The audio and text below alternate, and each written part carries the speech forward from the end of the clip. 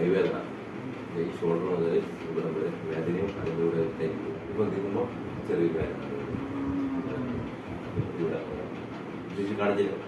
അപ്പം നീര വന്നതെന്ന് പറഞ്ഞു. ഇതൊരു ബെൽറ്റ് ടെന്നീസ് എൽബോ കിട്ടുന്ന ബെൽറ്റ് നമുക്ക് ലാസ്റ്റ്